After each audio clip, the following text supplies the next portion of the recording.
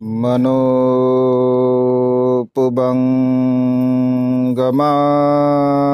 धम्मा मनोसेठा मनोमया मनसाचे पस्सनेन भासति वा करोति वा ततो नं सुखमनवेति छायाव अनपायनी।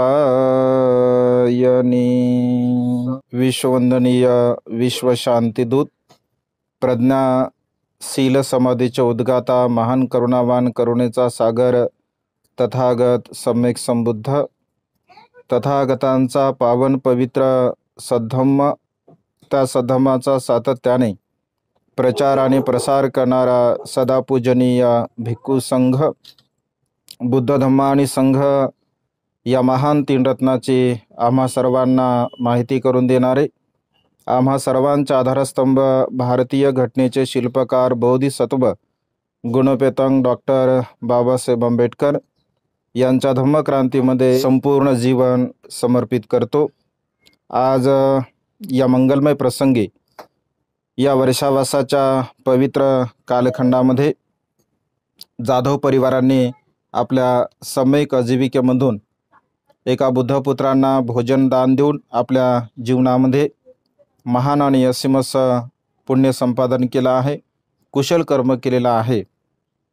या कुशल कर्माच्या बलाने, या पुण्यकर्माच्या बलाने संपूर्ण जाधव परिवार, त्यांचे अपतेष्ट नातेवाईक, नातेबंधू, ताडे परिवार, केदार परिवार आदी संपूर्ण उपस्थित उपासक आणि उपासिका आपणा सर्वांच्या प्रती मनामध्ये अनंत अनंत मंगलमैत्रीची भावना या ठिकाणी व्यक्त करतो। आज अत्यंत रमणीय अशा परिसरामध्ये भगवंताच्या श्रेष्ठ अशा सद्धम्माला आपण श्रवण करत आहात। हा जो काही कालावधी आहे हा वर्षावासाचा कालावधी आहे आणि या वर्षावासाच्या कालावधीमध्ये आपण जे पुण्य संपादन करत असतो, जे आपण कुशल कर्म करत असतो, तर ते कुशल कर्म, ते पुण्यकर्म वर्तमान काळामध्ये सुखपूर्वक जीवन जगण्यासाठी आपल्याला सहाय्यक ठरत असतं। जे काही पुण्य आपण करत असतो तेच पुण्य आपल्या जीवनाचा आधारस्तंभ बनत असते। त्यामुळे सदा सर्व काळ आपण दान पुण्य आपल्या जीवनामध्ये केलं पाहिजे। 2600 वर्षापूर्वीची ही परंपरा आज जाधव परिवाराने आपल्या या परिवारामध्ये जोपासलेली आहे। भोजन दान देणे, चिवर दान देणे आदी दान पुण्य करणे हे अत्यंत कुशल कर्म आहे, पुण्यकर्म आहे। कारण सुखी जीवनाचा पाया हे कुशल कर्म असते, पुण्यकर्म असतं। पुण्यकर्म जेव्हा जेव्हा आपल्या जीवनामध्ये संधी उपलब्ध होत असते तेव्हा तेव्हा आपण पुण्य संपादन केलं पाहिजे, पुण्यकर्म केलं पाहिजे। कारण पुण्य थोकंग थोकंग पुण्य करोती असं भगवंतांनी म्हटलं आहे। थोडं थोडं पुण्य आपण आपल्या जीवनामध्ये केलं पाहिजे, थोडं थोडं कुशल कर्म आपण आपल्या जीवनामध्ये केलं पाहिजे। मग पुण्य म्हणजे काय आहे, कुशल कर्म म्हणजे काय आहे? तर या संसारामध्ये भगवंत असे म्हणतात की जे कर्म म्हणजे जे कार्य आपण जे काही करत असतो, कायेच्या द्वारा, वाचेच्या द्वारा, मनाच्या द्वारा जे आपण कार्य करतो, तर कार्य केल्यानंतर म्हणजे कर्म केल्यानंतर आपलं मन प्रसन्न होत असेल, आपलं मन आनंदी होत असेल, आपल्या मनाला सुख लाभत असेल, तर ते म्हणजे पुण्यकर्म। आपण कर्म केल्यानंतर आपलं मन बेचैन होत असेल, आपलं मन दुःखी होत असेल, आपलं मन कष्टी होत असेल, तर ते म्हणजे अकुशल कर्म, पाप कर्म। आणि त्यामुळे आपल्या मनाला प्रसन्न करणारे कर्म, आपल्या मनाला आनंद देणारे कर्म आपण सदा सर्व काळ केले पाहिजे। कारण अशा प्रकारच्या कर्माचा संचय जर आपण आपल्या जीवनामध्ये करत असेल तर आपल्याला वर्तमान काळामध्ये सुखपूर्वक जीवन जगण्यासाठी त्या कर्माचा लाभ, त्या कर्माचा फायदा आपल्या जीवनामध्ये होत असतो. आणि त्यामुळे सदा सर्व काळ आपल्या जीवनामध्ये संधी आपल्याला उपलब्ध होत असते. तसं धम्म श्रवण करणे फार कठीण गोष्ट आहे असं भगवंताने म्हटलं आहे. धम्म श्रवण करणे तर कठीण गोष्ट आहेच आहे, परंतु धम्म श्रवण केल्यानंतर त्या धम्माचं अनुसरण करणे, त्या धम्माचं आचरण करणे, त्या धम्माचं पालन करणे ही गोष्ट सुद्धा अत्यंत कठीण आहे. कारण धम्म जरी श्रवण केला आपण, परंतु त्याचं आचरण आपण आपल्या जीवनामध्ये केलं नाही, त्याचं पालन आपल्या जीवनामध्ये आपण केलं नाही, तर केवळ धम्म श्रवण करूनच काही लाभ होत नाही. ऐक ना, त्याचं आचरण, त्याचं पालन आपल्या जीवनामध्ये असलं पाहिजे. मग धम्माचं पालन म्हणजे काय, धम्म आचरण म्हणजे काय, तर भगवंत असे म्हणतात की 3 प्रकारच्या गोष्टी आपण सदा सर्व काळ आपल्या जीवनामध्ये केल्या पाहिजे. एक, आपण दान पुण्य केलं पाहिजे. दुसरी गोष्ट, आपण शीलाचं पालन केलं पाहिजे. आणि तिसरी गोष्ट, आपण प्रज्ञेचा अभ्यास आपल्या जीवनामध्ये केला पाहिजे. म्हणजे हे 3 कर्म आपण सदा सर्व काळ जर आपल्या जीवनामध्ये करत असेल तर खऱ्या अर्थाने आपलं जीवन सुखाच्या मार्गाकडे आपण घेऊन जाऊ शकतो. कारण मनुष्याचं मन हे अत्यंत चंचल आहे, अत्यंत दुर्दम्य आहे, अत्यंत कठीण आहे. आणि या चंचल मनाला, या कठीण मनाला, या दुर्दम्य मनाला सन्मार्गावरती आपल्याला लावायचं आहे. तर शील अत्यंत महत्त्वपूर्ण आहे. म्हणजे जे आपण शील ग्रहण केलं, 5 शील आपण ग्रहण केले.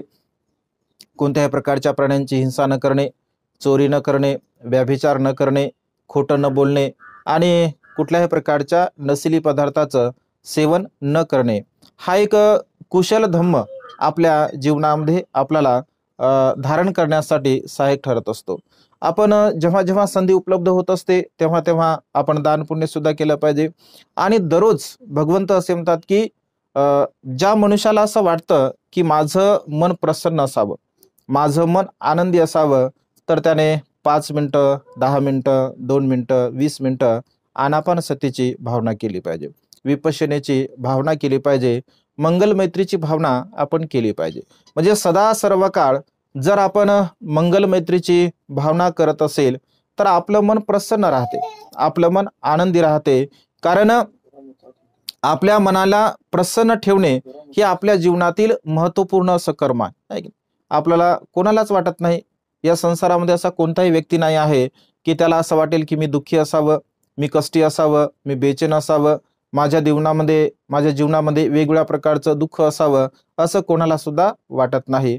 प्रत्येकाला असं वाटतं की मी सुखपूर्वक जीवन जगावे, माझ्या जीवनामध्ये कोणत्याही प्रकारचं दुःख असू नये, माझ्या जीवनामध्ये कोणत्याही प्रकारचं संकट असू नये, मी सदा सर्व काळ प्रसन्न असावं, माझा जो काही परिवार आहे तो माझा परिवार सुद्धा अत्यंत सुखी असावा, समृद्ध असावा, अशा प्रकारे प्रत्येकाला वाटत असतं.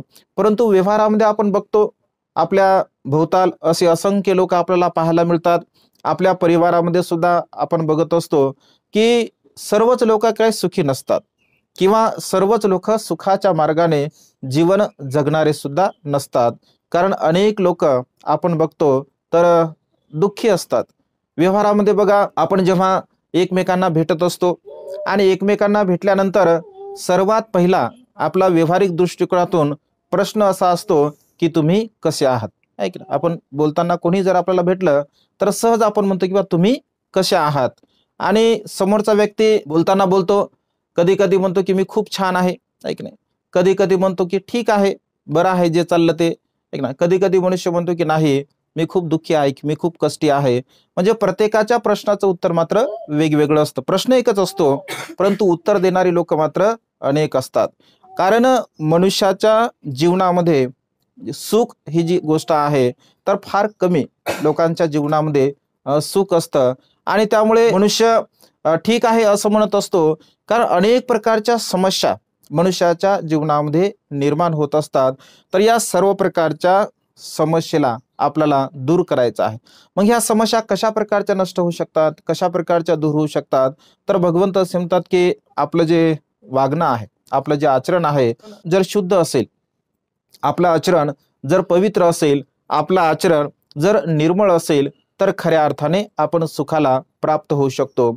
सुखाचा आणि धनसंपत्तीचा काही एक संबंध नाही आहे. सुखाचा आणि सौंदर्याचा काही एक संबंध नाही आहे. सुखाचा आणि बलाचा काही एक संबंध नाही आहे. सुखाचा आणि भौतिक, ज्याला धन दौलत आपण म्हणत असतो, त्याचा सुद्धा काही एक संबंध नाही आहे. भौतिक जे काही आपल्याकडे धन दौलत असते, तर ती काही क्षणिक आपल्याला सुख देणारी असते. काही वेळासाठी, काही काळासाठी आपल्याला त्यापासून सुख असतं. परंतु जे काही कायमस्वरूपी जे सुख असतं, तर कायमस्वरूपी सुख केवळ आपलं मन आणि मनाची मानसिकता आपल्याला देत असते. आपलं मन जर शुद्ध असेल, आपलं मन जर पवित्र असेल, आपलं मन जर निर्मळ असेल, तर आपण सदा सर्व काळ म्हणजे सुखी राहत असतो. म्हणजे आपल्या मनामध्ये राग नसेल, द्वेष नसेल, लोभ नसेल, मोह नसेल, मीपणा, अहमपणा, गर्व, ईर्ष्या, काही सर्व प्रकारचे विकार ज्या मनुष्यांच्या मनामध्ये, चित्तामध्ये नसतील, तर तो मनुष्य सुखी राहत असतो. परंतु ज्यांच्या मनामध्ये राग आहे, ज्यांच्या मनामध्ये द्वेष आहे, ज्यांच्या मनामध्ये मोह आहे, तर तो मनुष्य कधीही सुखी राहू शकत नाही. तो मनुष्य कधीही आपल्या जीवनामध्ये सुखाला प्राप्त होऊ शकत नाही. आणि त्यामुळे माझं मन, माझं जीवन कशा प्रकारचं मी सुखपूर्वक जगू, अशाच प्रकारचा आपण प्रयत्न केला पाहिजे आणि तशा प्रकारच्या मार्गाने आपण जाण्याचा प्रयत्न सुद्धा केला पाहिजे. जर तशा प्रकारे आपण विचार करत असेल आणि तसं जीवन जगण्याचा जर आपण प्रयत्न करत असेल, तर आपल्याला लाभ होत असतो. कारण आपण जशा प्रकारची कर्म करतो, ऐक ना, आपण जशा प्रकारची कर्म करतो, तशा प्रकारचं फळ आपल्याला प्राप्त होत असते. आपण जर चांगले कर्म केले, तर चांगलं फळ आपल्याला मिळते. आपण जर वाईट कर्म केले, तर वाईट फळ आपल्याला मिळत असते. कारण निसर्गाचा नियम आहे, जसं पेराल तसं उगवत असते. आपण जसं कर्म करू, तसं आपल्याला फळ मिळत असते. आणि त्यामुळे आपण जशा प्रकारचं आचरण करत असेल, आपण जशा प्रकारचं वागत असेल, आपण जशा प्रकारचं बोलत असेल, तर तशाच प्रकारचा व्यवहार आपल्या सोबत सुद्धा होत असतो. परिणामतः आपण जसे कर्म करतो, तसं सुख आणि दुःख आपल्याला प्राप्त होत असते. व्यावहारिक दृष्टिकोनातून मी नेहमी उदाहरण सांगत असतो की कर्म कसं आपल्याला फळ देत असते. म्हणजे कर्म, ज्याला रिसायकल, जे निसर्गाची प्रक्रिया आहे, रिसायकल करण्याची, पुन्हा पुन्हा ते निर्माण होण्याची किंवा प्राप्त होण्याची जी प्रक्रिया आहे, तर निसर्ग हा रिटर्न आपल्याला देत असतो. आपण जशा प्रकारे कर्म करतो, तशा प्रकारचं रिटर्न आपल्याला ते मिळत असतं. जसं कर्म कसं असतं, म्हणजे कर्म सिद्धांत कसा असतो, एका छोट्याशा उदाहरणावरून आपण बघूया.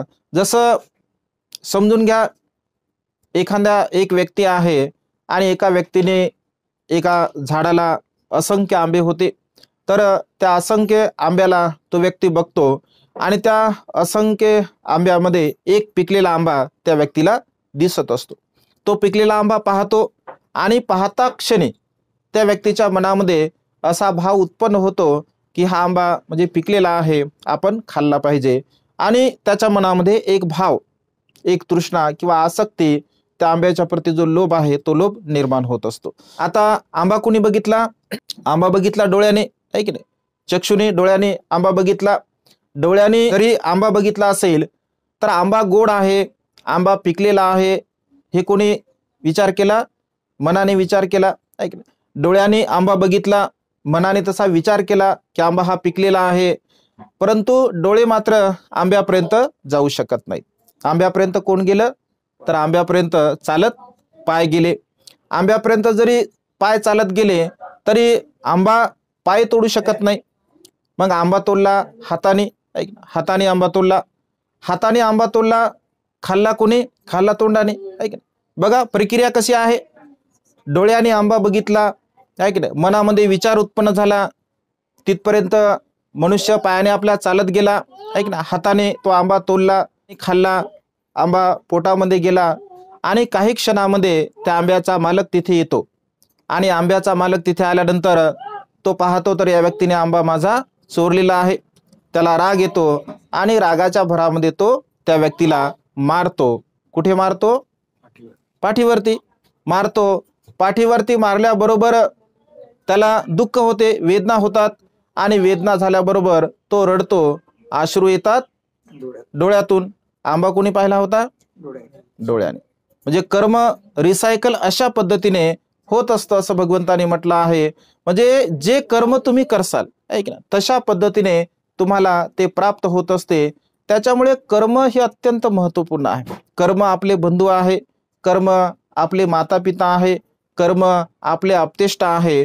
त्याच्यामुळे सदा सर्व काळ आपण चांगल्या प्रकारची कर्म आपल्या जीवनामध्ये केले पाहिजे. या संसारामध्ये मनुष्य हा कर्मरूपाने जिवंत असतो. आतापर्यंत ज्यांच्याकडे विपुल धनसंपदा आहे तो मनुष्य जिवंत आहे असं आपण म्हणू शकत नाही. ज्यांचं एखादा मनुष्य अत्यंत सौंदर्यवान आहे, त्या सौंदर्याच्या बलाने तो जिवंत आहे असंही आपण म्हणू शकत नाही. परंतु कर्मरूपाने मात्र या संसारामध्ये असंख्य लोक जिवंत असतात.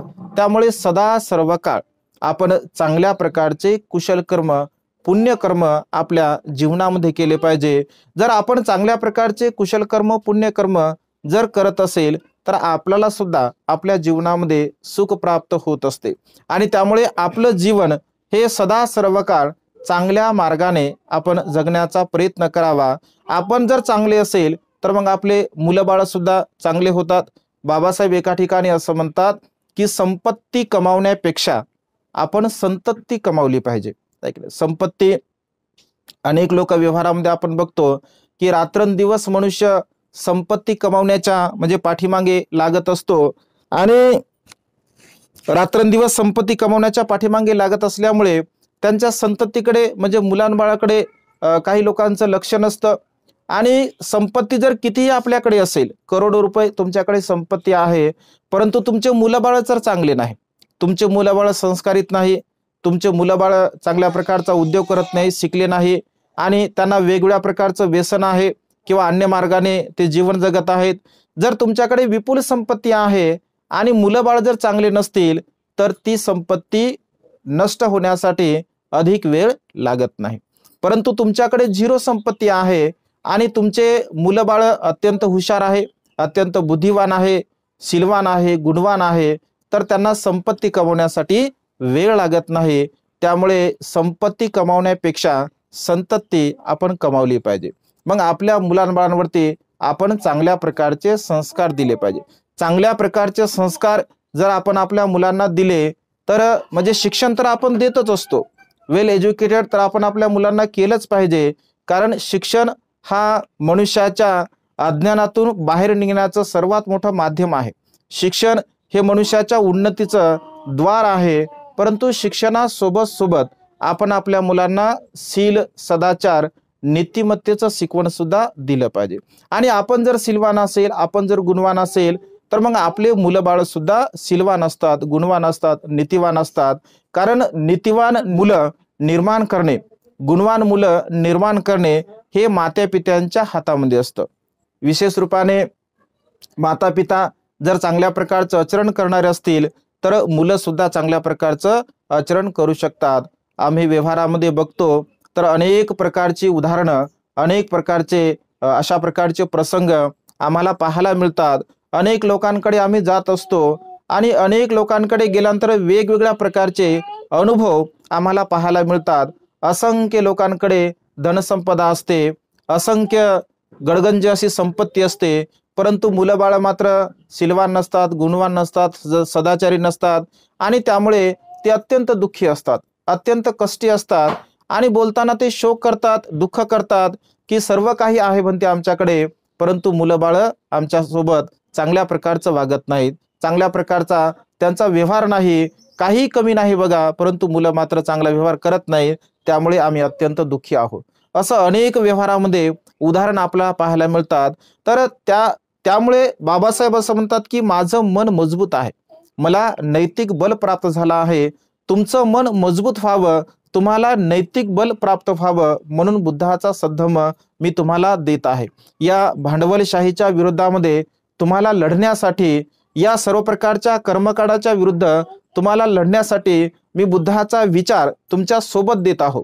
परंतु हा विचार जर तुम्ही तुमच्या मुलाबाळांना जर दिला आणि त्यांना जेव्हा समजेल की आमच्या माता पित्यांनी बुद्धांचा श्रेष्ठ संस्कार आम्हाला दिला, खरोखर आम्ही धन्य आहोत. परंतु जर तुमच्या मुलाबाळांना तुम्ही जर बुद्धाचा संस्कार दिला नाही, म्हणजे बुद्धांचे विचार त्यांना तुम्ही सांगितले नाही, आणि जेव्हा केव्हा त्यांना समजेल की एवढा मोठा पवित्र सद्धम्म असताना सुद्धा आमच्या मातेपित्याने आम्हाला दिला नाही, जेव्हा त्यांना समजेल आणि त्यांच्या जीवनामध्ये जर अधोगती होत असेल तर ते सरळ सरळ तुम्हाला दोषी ठरवतील. ते म्हणतील की एवढा मोठा पवित्र सद्धम्म असताना आमच्या मातेपित्याने आम्हाला दिला नाही किंवा त्यांचे संस्कार आम्हाला दिले नाही, त्याचा दोष तुम्हाला ते देऊ शकतात. आणि त्यामुळे मातापित्यांचं नैतिक कर्तव्य आहे की आपल्या मुलांना आपण चांगल्या प्रकारचं शिक्षण दिलं पाहिजे, चांगल्या प्रकारचं त्यांना नैतिक शिक्षण दिलं पाहिजे, चांगल्या प्रकारचा माणूस कसा बनावा, एक आदर्श मनुष्य कशा प्रकारे घडावा, एक आदर्श व्यक्ती कशा प्रकारे निर्माण व्हावा, अशा प्रकारचे संस्कार आपण आपल्या मुलाबाळांना दिले पाहिजे. आणि लहानपणापासून तशा प्रकारचे संस्कार आपण दिले पाहिजे. लहानपणापासून जर आपण आपल्या मुलांना चांगल्या प्रकारचे जर संस्कार दिले तर खऱ्या अर्थाने त्यांना योग्य प्रकारचं वळण आपण लावू शकतो. भगवंत असे म्हणतात की ज्याप्रमाणे एखाद्या झाडाची काडी असते आणि त्या झाडाच्या काडीला जर आपल्याला वाकवायचं असेल पण सहज तिला वाकू शकतो, कारण ती लवचिक असते, ती ओली असते. परंतु तेच लाकूड जर सुकलं असेल, वाळलेलं असेल आणि त्याला जर आपण वाकवण्याचा प्रयत्न केला तर ते वाकत नाही, तर ते मोडून जात असते. अगदी तशा प्रकारे आपले मुलंबाळ जर मोठे झाले आणि लहानपणी त्यांना आपण संस्कार दिले नाही आणि ते जर मोठे झाल्यानंतर त्यांना आपण जर संस्कार दिले तर त्या ठिकाणी ते आपलं ऐकू शकत नाहीत आणि त्याचा कोणत्याही प्रकारचा लाभ होत नाही. त्यामुळे लहानपणापासून आपण आपल्या लेकरांना चांगल्या प्रकारचे संस्कार दिले पाहिजे, चांगल्या प्रकारचं त्यांना आपण घडवलं पाहिजे, कारण तीच आपली फार मोठी शिदोरी असते. आपले मुलंबाळ संस्कारित असणे, आपले मुलंबाळ शीलवान असणे, त्यागी असणे, सेवाभावी असणे, हे फार मोठी आपल्या जीवनाची म्हणजे शिदोरी असते. तुम्ही कधी व्हॉट्सअपला मागच्या वेळेस म्हणजे काही दिवसापूर्वी एक छोटासा व्हिडिओ व्हायरल होत होता बघा. काय होतं की एक मुलगी शाळेमध्ये असते आणि शाळेमध्ये असताना त्यांची ट्रिप म्हणजे एका वृद्धाश्रमाला म्हणजे भेट देण्यासाठी जात असते आणि ती मुलगी एका भिंतीवरती एक फोटो बघत असते, जो फोटो तिच्या म्हणजे आजीचा असतो. आणि ती वारंवार आपल्या आईवडिलाला विचारते की म्हणजे आजी कुठे आहे, तर ते सांगत असतात की बा ते नातेवाईकांकडे गेले, म्हणजे पाहुण्यांकडे गेले. आणि असेच दिवस लोटत असतात आणि एक दिवस त्यांची जे काही सहल असते तर ती वृद्धाश्रमाला भेट देण्यासाठी जाते. जेव्हा ती मुलगी वृद्धाश्रमामध्ये जाते, जो फोटो ती भिंतीवर बघत असते अगदी तीच बाई एका कोपऱ्यामध्ये तिला बसलेली दिसत असते. आणि जेव्हा ती जाते आणि विचारते तर तिला सर्व हकीकत समजत असते. म्हणजे आई वडिलांची सेवा करणारी लोक फार दुर्मिळ आहेत आजच्या घडीला. 2600 वर्षापूर्वी भगवंतांनी सांगितलं, माता पितु पठानं पुत्तदारस संगहो अनाकुलाच कम्मंता एतं मंगलमुत्तमं. आई वडिलांची सेवा करणे हे महान आणि असीम असं पुण्यकर्म आहे, कुशल कर्म आहे. परंतु व्यवहारामध्ये आपण बघतो तर फार कमी लोक अशा प्रकारचे असतात जे की मातापित्यांची सेवा करत असतात. त्याला कारण सुद्धा, त्याला दोष सुद्धा मातापित्यांचा असतो, कारण तशा प्रकारचे संस्कार ते आपल्या मुलांना देत नाहीत किंवा ते स्वतः आपल्या मातापित्यांची तशा प्रकारे सेवा करत नाहीत. कारण निसर्गाचा नियम आहे, जसं कराल तसं भराल. आपण जर आपल्या मातापित्यांची सेवा केली तर आपली सुद्धा आपले मुलं बाळ चांगल्या प्रकारे सेवा करू शकतात. आणि त्यामुळे चांगल्या प्रकारचे संस्कार मुलांना आपण दिले पाहिजे. जर चांगल्या प्रकारचे संस्कार आपण मुलांना देऊ तर निश्चितपणे आपले मुलं सुद्धा चांगल्या प्रकारचे घडू शकतात.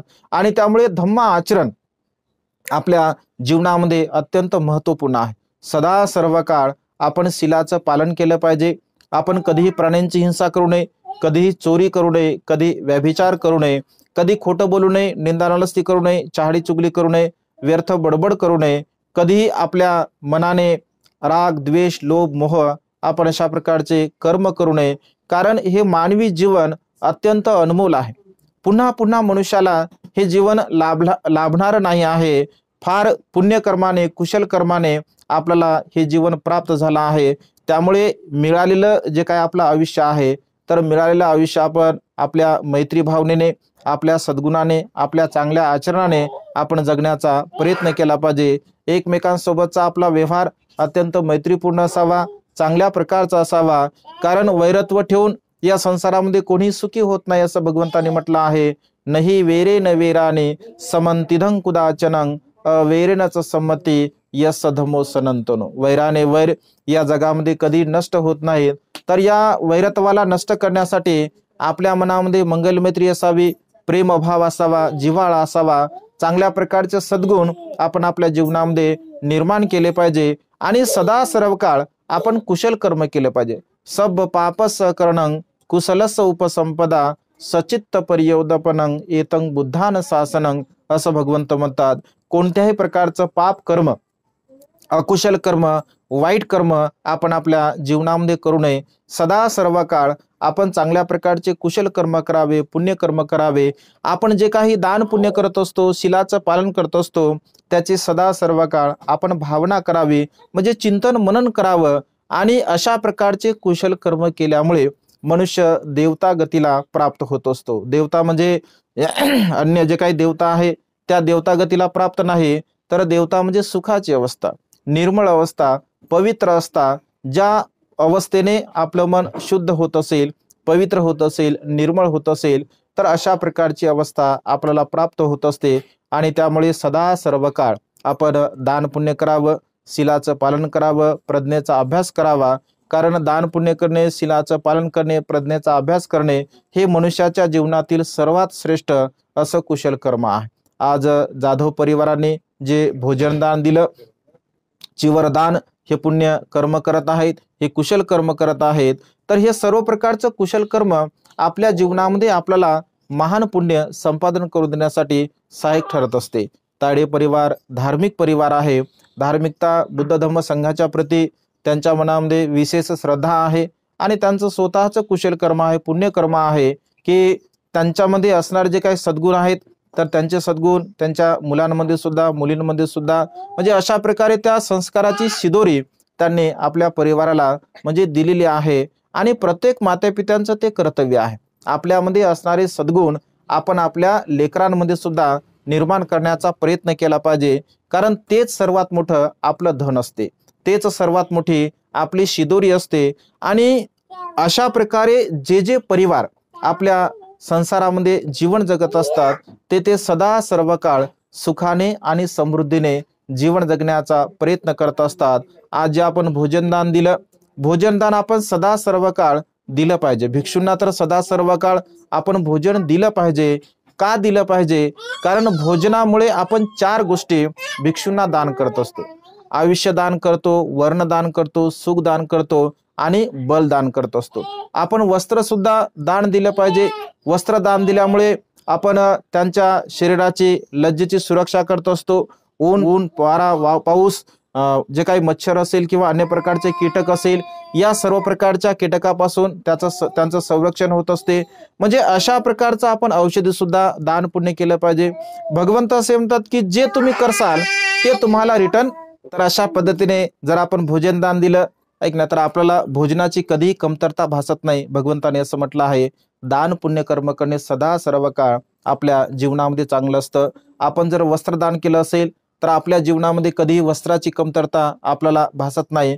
आपण जर औषधी दान केली असेल तर आपल्याला आरोग्य संपदा प्राप्त होत असते. म्हणजे जे जे आपण देत असतो ते आपल्याला प्राप्त होत असते. कारण निसर्गाचा नियम आहे.